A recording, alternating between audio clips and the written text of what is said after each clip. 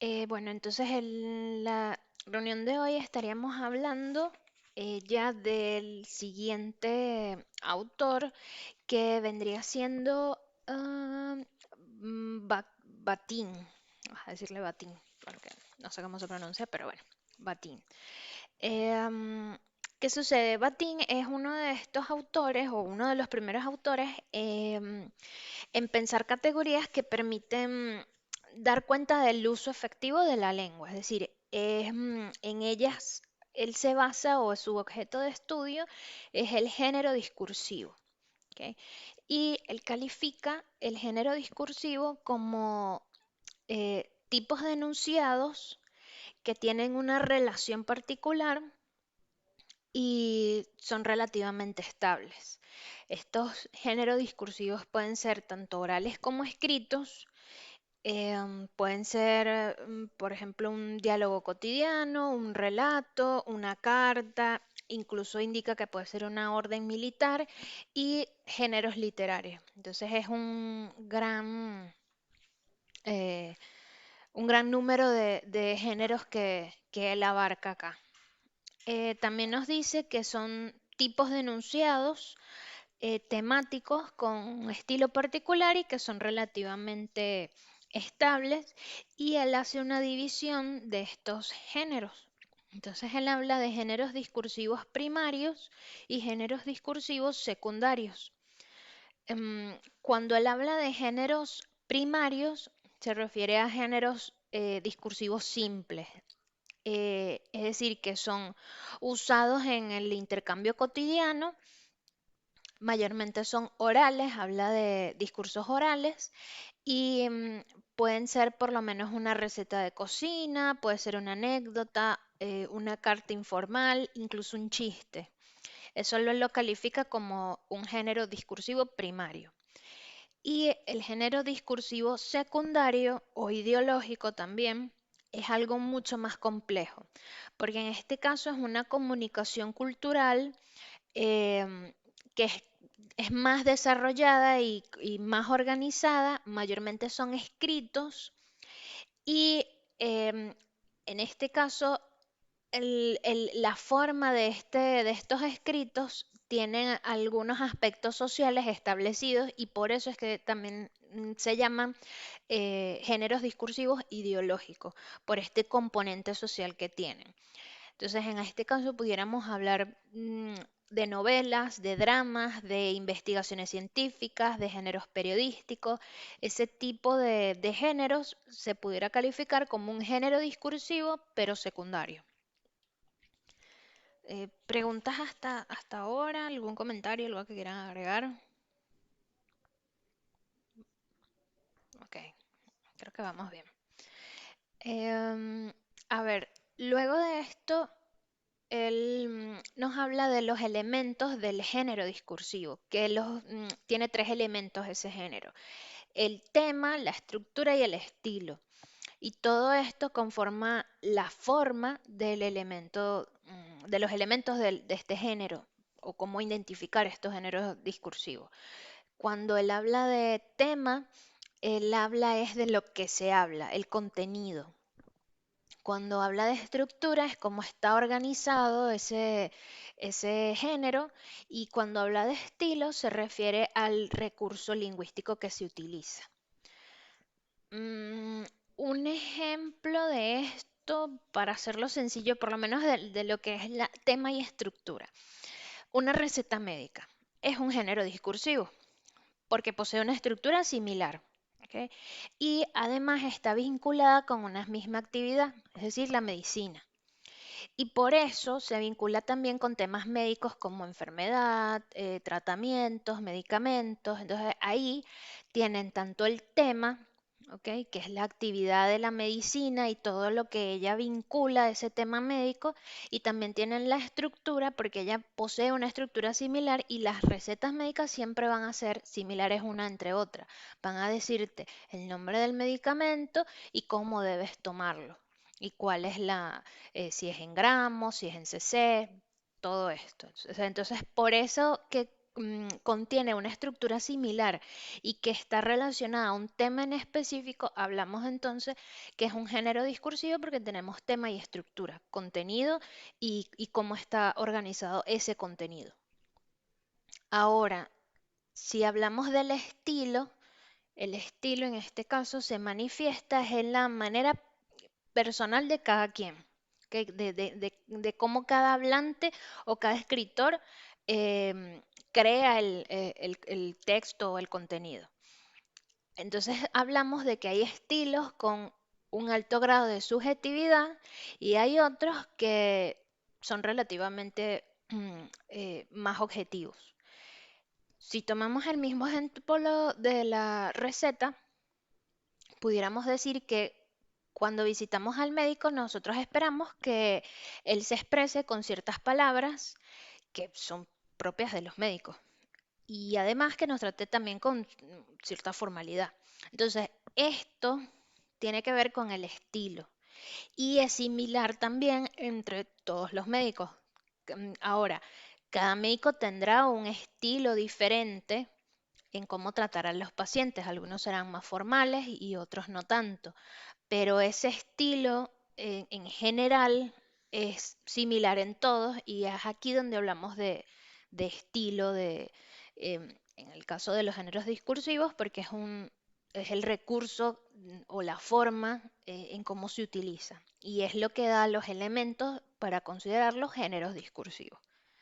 ¿Me entienden hasta acá? Sí, sí, me expliqué. Igual si quieren agregar algo, adelante, no tengo problema. Sí, sí, gracias. Se entiende. Ok, perfecto. Sí, súper bien. Ok. Em, Vamos a continuar entonces. A ver qué tengo por acá. Ok. Él nos habla también sobre el enunciado. Y aquí es donde se pone un poco complicada la cosa, porque él nos habla de dos cosas. Nos habla de enunciado y nos habla de oración. Si nos ponemos a comparar, enunciado y oración es casi lo mismo, pero él los define de manera totalmente distinta. Cuando él dice que el enunciado es la unidad real de la comunicación, en este caso la comunicación discursiva, y la oración es la unidad gramatical de la lengua. Entonces, es totalmente distinto. Ahora, el enunciado. El enunciado sería entonces una situación comunicativa, que hay una realidad, algo que está pasando, y que se relaciona con enunciados tanto posteriores y anteriores. ¿Ok? Y puede ser respondido porque se comprende la intención. Es decir, es algo o el enunciado es aquello que tiene sentido. Ok, es como, imagínenselo de esta manera, el enunciado es como un compendio o una acumulación de palabras, pero que tiene un sentido y que ese sentido te lleva a comprenderlo y a responderlo. Eso sería el enunciado. Ok, déjame que se me perdió acá algo. Ok. Ahora, cuando hablamos de oraciones, él nos dice que es el discurso de un mismo hablante, de una persona, que relaciona otros enunciados también del mismo hablante y que se comprende el significado, pero que no puede ser respondido. O sea, es simplemente, se pudiera decir, me atrevería a decir que oración es más como una frase o una simple palabra y tú comprendes el significado de esa palabra o de esa frase, pero no genera en ti ninguna respuesta. ¿Ok? Pudiéramos decir un ejemplo de lo que es enunciado cuando tú dices, no lo sé, tienes un bicho en la cabeza, ¿ok? Tienes un bicho en el pelo. Ese enunciado que tú hiciste genera en ti una respuesta porque automáticamente tú necesitas responder qué tengo en el cabello o quítamelo, cosas así. Eso sería un enunciado y una oración es simplemente eso, como una frase, como decir corre. En mí no genera ninguna respuesta. O sea, es una respuesta básica. Es solamente una palabra. Es una palabra que viene de un mismo hablante y no genera un feedback entre el hablante y el oyente. ¿Ok? Él habla también de enunciado cuando dice que hay una frontera del enunciado, es decir, que se determinan por el cambio de los sujetos discursivos, es decir, una alteración entre los hablantes. Es decir, que en este momento yo soy el hablante, usted es el oyente, pero llega un momento en el que ustedes son los hablantes y yo soy el oyente y así sucesivamente. Y en el caso de la oración, sus límites se determinan por el cambio del sujeto discursivo. Es decir, sus límites jamás se determinan por el cambio del sujeto discursivo porque no hay esa alteración. Em, y es ahí donde él critica a Saussure, porque Saussure planteó en su estudio que hay un hablante y hay un oyente, pero que el hablante es un sujeto activo y que el oyente es un sujeto totalmente pasivo que lo que hace es decodificar. ¿Okay? Él decodifica y ya. Em, entonces él lo maneja como una función mm, básica. En cambio que Batin plantea que hay una función comunicativa donde hay un oyente que percibe y que comprende el significado y hay un hablante que requiere, que requiere una contestación. Entonces, lo que lo une al oyente y el hablante es la respuesta, porque el oyente comprende el significado, pero también toma una postura de respuesta y luego se convierte en un hablante, ¿ok? Porque esa es la contestación que él le está dando. Entonces, pudiéramos decir que la oración es una unidad, como dice Batín, es una unidad significante de la lengua, que cada oración aislada es comprensible, pero imposible de adoptar una postura de respuesta. Y en el caso de los enunciados, es una unidad real de comunicación porque posee una expresividad y da lugar a una postura de respuesta. Esas serían las diferencias que se pueden apreciar entre lo que es una oración y lo que es un enunciado visto desde el punto de vista de Batín. ¿Ok? Vamos bien hasta acá. ¿Quieren agregar algo? Mm, ¿Dudas, preguntas, comentarios, lo que sea? Para mí va re bien. Se va Ok, entendiendo todo bien. ok, perfecto. Entonces continuamos acá. A ver, Batín también habla sobre lo que es la polifonía. La polifonía es cuando en la comunicación discursiva eh, se descubre una serie de discursos que están semiocultos o implícitos, es decir, hay puntos de vista dentro de este. Es decir, que por lo menos si lo vemos desde el punto de vista de una persona que tiene un discurso político, pudiéramos decir que dentro de ese discurso hay también factores ocultos, porque no solamente está el punto de vista de la persona que está haciendo ese discurso, sino que también están las personas que están detrás de él, que deben estar de acuerdo con lo que él dice. Entonces, por eso es que se dice que hay una polifonía, porque son una serie de discursos donde hay algo semioculto o implícito. Am, Luego, el mismo Batín habla que hay un rasgo constitutivo del enunciado. Aquí también él se puso muy interesante y dice que hay un cambio de sujetos hablantes, hay una conclusividad específica y nos habla también de la actitud del enunciado. Entonces, en el caso del cambio de sujetos hablantes es porque, claro, está el oyente y el hablante y se intercambian entre sí.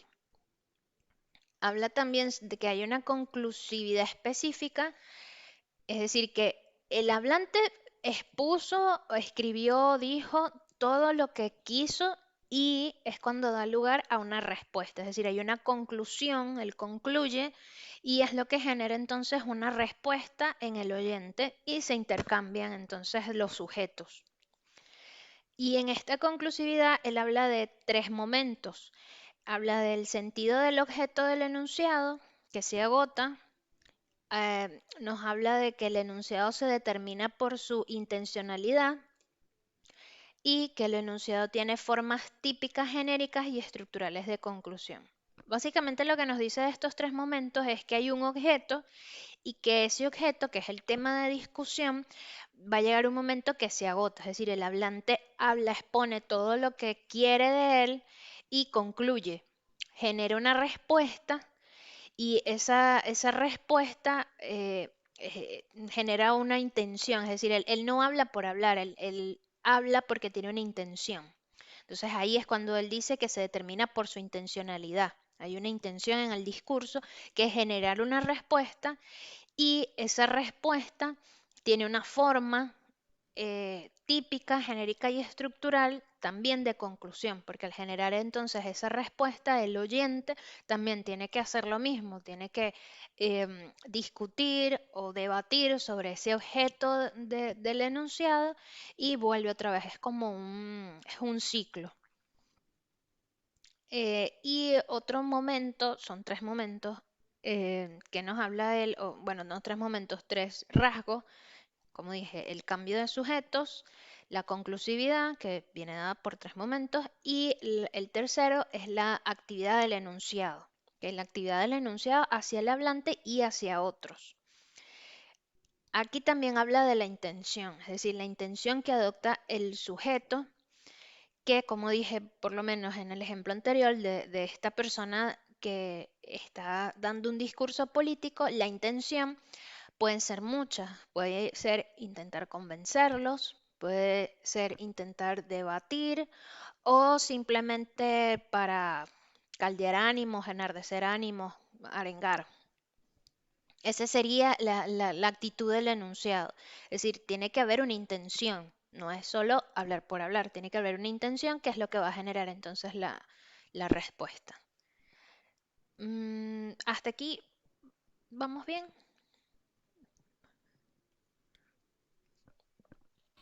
Sí, sí. Perfecto. Ok. Luego de esto, este mismo señor Batín nos habla del momento expresivo. Cuando él nos habla del momento expresivo, se refiere a una actitud y el punto de vista emocional que da el hablante, y en este caso él nos dice que es emocional del hablante con respecto al sentido semántico, es decir, que una palabra es una palabra, pero cuando le agregas el punto de vista emocional se convierte en algo más. ¿Ok? Entonces es por eso que él dice que un enunciado absolutamente neutral es imposible, porque siempre le vamos a colocar una carga emocional a ese enunciado y es lo que le va a dar ese momento expresivo. Entonces no es lo mismo decir, no lo sé, pásame el vaso, que si lo dices con una carga emocional de autoridad, pásame el vaso, a decirlo, pásame el vaso. Es totalmente distinto. Ahí la expresión cambia y, y es por eso que él dice que no es neutral, no existe un enunciado neutral, es imposible, porque siempre va a haber una carga emocional o un punto de vista emocional en ese enunciado. También nos habla de que uno de los recursos expresivos es la entonación, obviamente, la entonación expresiva, y que la palabra carece de entonación expresiva, pero la palabra u oración dentro de un enunciado se contamina de expresividad. No es lo mismo decir, no lo sé, amor, a decir amor con una entonación específica y ahí es donde contaminas la palabra con expresividad y por supuesto esa palabra anudada con otras y armar un enunciado te da entonces ese método o ese momento expresivo que se anda buscando.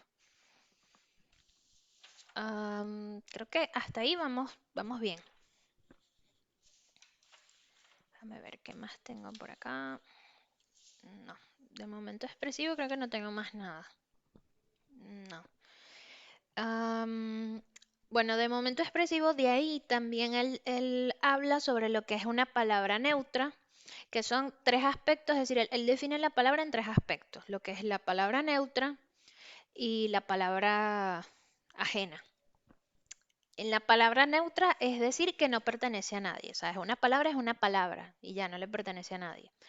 Cuando nos dice que la palabra es ajena, es que está llena de enunciados de otros, es decir, nosotros la tomamos porque la escuchamos aquí, allá, en varias partes.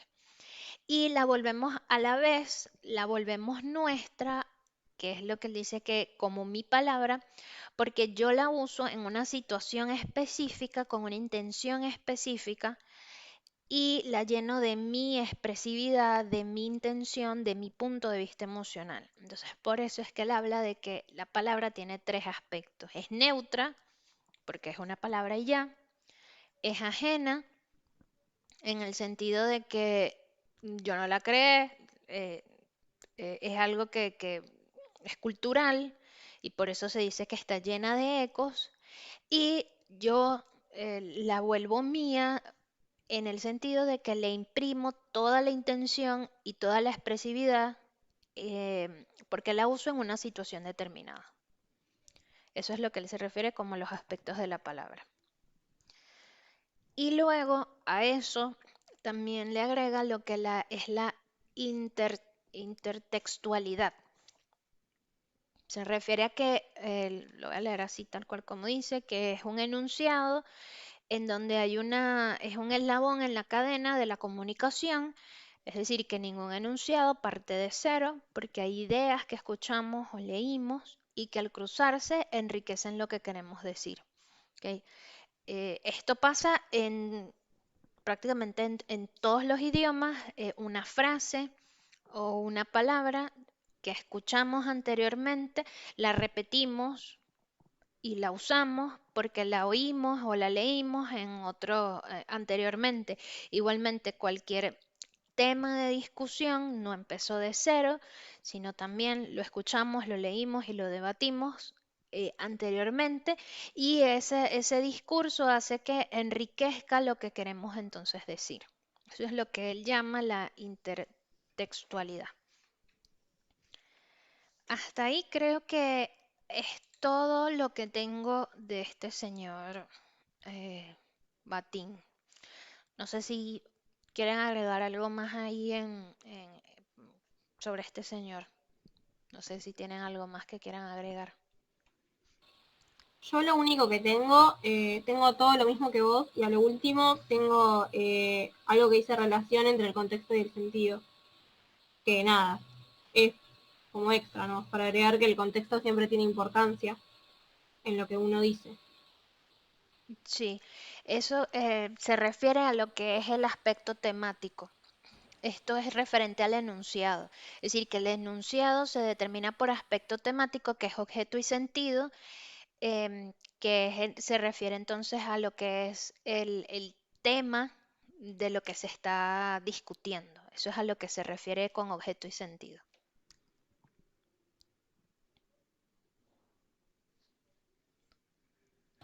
Claro, bueno, después de eso no tengo nada más. Es lo último.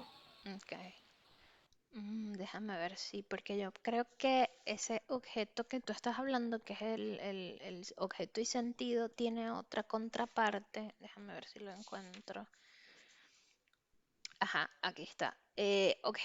Aspecto temático y está también el aspecto expresivo, que era lo que hablábamos del método expresivo. En el aspecto temático es todo lo que tiene que ver con ese objeto, ese tema, esa estructura. Y en el aspecto expresivo es la parte que le agrega el hablante al imprimirle toda su carga emocional. Eso es lo que se refiere. Por eso se habla de estilo y composición del enunciado. Bueno, hasta ahí es todo lo que tengo de Batín. Y ya después se pasa a lo que es ¿cómo es que se llama el señor? Benveniste, que sería el siguiente tema, que es referente a la comunicación y a la enunciación. Sí, a la enunciación. Bueno, este señor Benveniste habla de la enunciación. La enunciación viene siendo, según lo que él define, es el funcionamiento de la lengua. Así de sencillo. Es el funcionamiento de la lengua por el acto de utilizarla. Tal cual. Esa es la definición que él dice. Funcionamiento de la lengua por un acto individual de utilización. Ahora, ¿a qué se refiere esto? Él se refiere a que la enunciación parte de una forma lingüística y que hay una condición que es el acto de producir un enunciado y no el texto. Es decir, hay que imprimirle a eso un sonido, una forma, y por eso él habla de producir el enunciado. Y que hay una relación entre el locutor y la lengua, y por eso habla entonces de características lingüísticas. ¿Ok?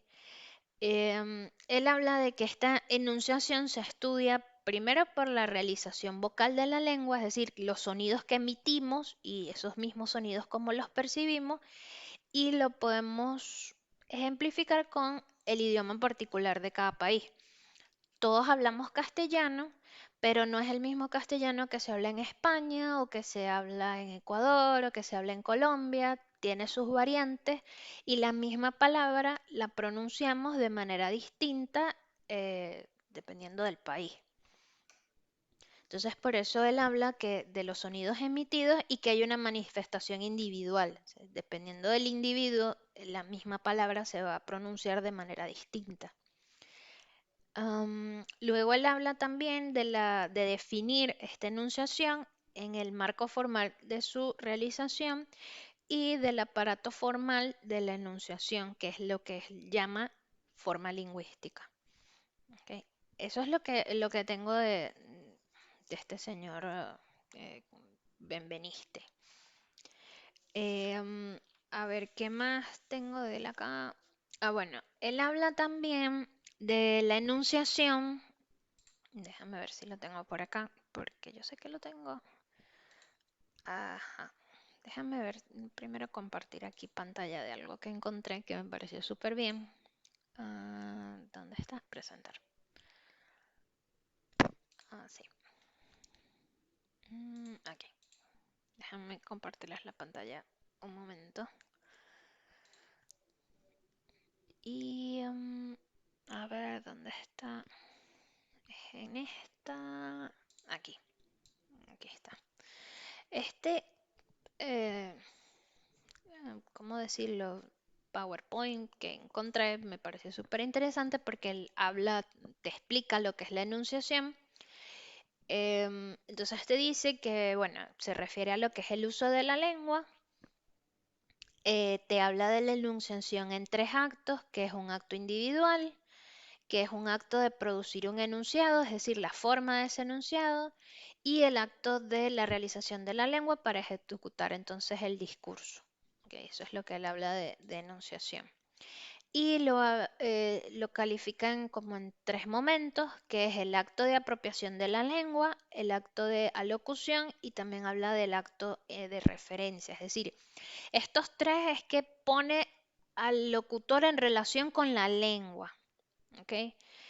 Es decir, que la enunciación va a depender entonces no solamente de la lengua, sino también del otro y de cómo lo ve el mundo. Es esa relación que hay entre los 3 que es lo que habla él entonces de la apropiación de la lengua, de la ejecución y la referencia. Tengo aquí que es otra cosa también que él que habló no sé, en su estudio, es que hay un índice de ese elemento lingüístico. Está el índice de persona que denota el individuo y se refiere a pronombres. En este caso es a pronombres yo, tú, ese tipo. Está el de ostensión, que se refiere a términos que implican un gesto y designan un objeto. En este caso, demostrativos como ese, ahí, ahora. Y también están las formas temporales que están presentes en la enunciación, que se refiere a lo que es la categoría del tiempo, que es la categoría de presente de esa enunciación. Cuando estamos hablando, eso es lo que hace em, que estemos en la categoría de presente, y de ahí es que nace esa categoría de tiempo. La enunciación entonces da condiciones para esas funciones sintácticas que se refiere a la relación con el alocutorio, que es la interrogación, la intimación y la aserción. Interrogación se refiere a la enunciación construida para suscitar una respuesta, es decir, ¿cómo estás? La intimación, órdenes concebidas con un imperativo: pásame un vaso, pásame el control. Es ese imperativo que se le aplica al enunciado. Y habla también de la aserción, que es cuando se comunica una certeza, pero expresada con palabras como quizás, probablemente, o no lo sé, probablemente vaya a salir hoy, quizás compre galletas, ese tipo de enunciado. Creo que alguien acaba de entrar. Déjame ver. Sí, ahí está. A ver qué más dice. Bueno, no, de géneros discursivos estábamos aquí. Ok, eso es lo que él aplica como una función sintáctica. ¿Ok? Y habla también de modalidades que están relacionadas con el enunciado, que son las apreciativas, cómo se aprecia. No es lo mismo, ahí es donde vienen todos estos errores de, me lo dijiste, pero no fue como me lo dijiste, sino la forma en que me lo dijiste. Esa apreciación es lo que él habla de lógicas apreciativas. ¿Ok? Entonces, eso es lo que de todo lo que él habla de lo que es el enunciado. Es lo único que tengo de Benavite. No sé si tienen algo más ustedes que quieran compartir.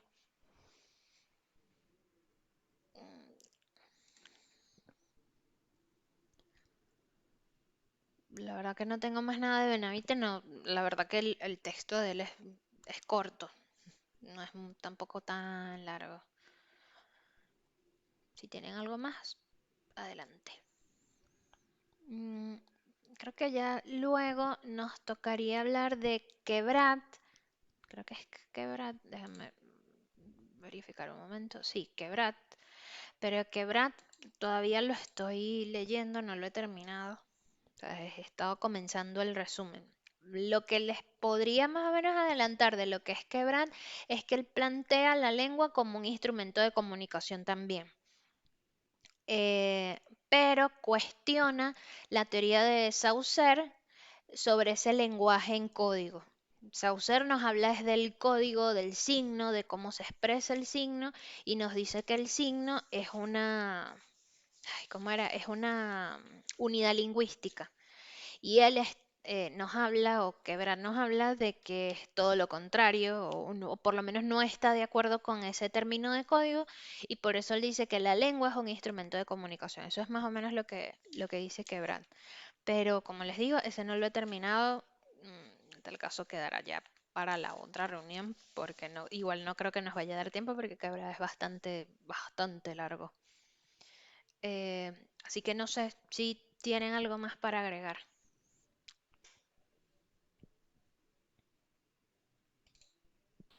Para mí estuvo bien, tipo, yo no tengo nada más. Ok. Bueno, no, si tienen alguna duda o algo, colocan en el WhatsApp y bueno, de todas maneras entre todos intentaremos resolverla. Ok. Creo que sí, por ahora eso es lo que tengo, y bueno, ahí estaremos cuadrando la próxima reunión, que en este caso tendría que abarcar este persona, Quebrat, y nos quedaría Quebrat y Austin, también creo. Y creo que ya con eso terminaríamos lo que es el primer parcial, todo el resumen del primer parcial, si no estoy mal. de todas maneras en el WhatsApp lo colocamos y vemos. Pero creo que sí, creo que con eso abarcamos todo el primer parcial. ¿Ok? Y bueno, ahí les estaré también colocando el link de la reunión de hoy. ¿Ok? Dale, buenísimo. Vale. Bueno, que estén bien y feliz finde o lo que queda de finde. Bueno, muchas gracias. Igual a todos. Adiós. Chau.